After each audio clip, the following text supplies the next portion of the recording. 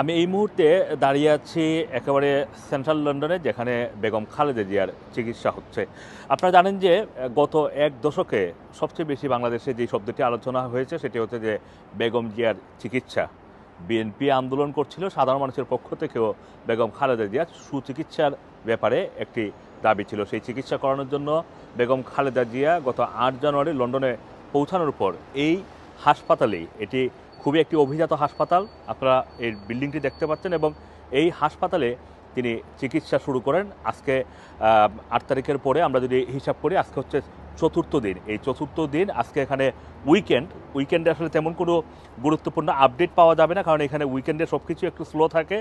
আর সাধারণত যে ডাক্তাররা বেগম জিয়ার চিকিৎসার জন্য নিয়োজিত হবেন তাদের অনেকেই ক্রিসমাস হলিডে, তারপর নতুন বছর মিলিয়ে ছুটিতে ছিলেন, যারা কর্মস্থলে এখনও ফেরেননি। যে কারণে টেস্টগুলো হচ্ছে গুরুত্বপূর্ণ একটি টেস্ট, যেটা আমরা জানি যে আগামী মঙ্গলবারে সেই টেস্টের ফলাফল আসবে। সুতরাং সেই টেস্টের ফলাফল বা সব কিছু মিলিয়ে ডাক্তাররা ফিরে আসলে এখানে মঙ্গলবার নাগাদ ব্রিটিশ ডাক্তার, তারপর বাংলাদেশ থেকে যে ডাক্তাররা এসেছেন বেগম জিয়ার সাথে, তাদেরকে নিয়ে এখানে মেডিকেল বোর্ড, তারপরে সিদ্ধান্ত নেওয়া হবে যে বেগম জিয়ার চিকিৎসার পরবর্তী ধাপগুলো।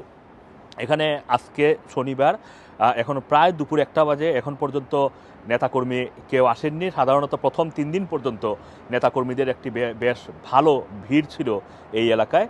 আজকে তেমনটি নেই। আপনারা জানেন যে বিএনপির স্থায়ী কমিটির সদস্য মির্জা আব্বাস, তিনি ব্রিটেনে এসে পৌঁছেছেন গতকালকে। তিনি হয়তো আজকে বেগম জিয়াকে ভিজিটিং আওয়ারে দেখতে আসবেন, এটা ধারণা করছেন নেতাকর্মীরা। এছাড়া প্রত্যেকদিন বেগম জিয়ার খাবার, সেটা তারেক রহমানের বাসা থেকে আসছে, তারেক রহমান নিজে সেই খাবার হাতে করে নিয়ে আসেন, এবং সাথে তার স্ত্রী জুবাইদা রহমানও থাকেন।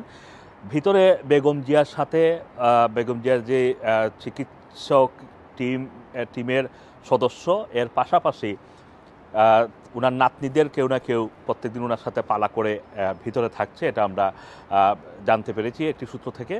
সুতরাং একটি পারিবারিক পরিবেশে বা আবেশে বেগম জিয়া দীর্ঘদিন পর পেয়েছেন, প্রায় 7 বছর পর। আপনারা জানেন যে পরিবারের সবার সাথে তিনি একসাথে বসার সুযোগ পেয়েছেন, এবং সেই সুযোগটি পাওয়ার পর থেকে তিনি মানসিকভাবে বেশ ভালো আছেন বলে ওনার ডাক্তারদের পক্ষ থেকে সর্বশেষ একটি ব্রিফিংয়ে বলা হয়েছে। আজকে চতুর্থ দিনে আমরা যদি গুরুত্বপূর্ণ তেমন কোনো আপডেট পাই, আমরা বাংলাদেশ প্রতিদিনের দর্শক যারা রয়েছেন, যারা বাংলাদেশ প্রতিদিন ফলো করছেন, তাদেরকে জানিয়ে দেব। আসম মাসুম, বাংলাদেশ প্রতিদিন, লন্ডন।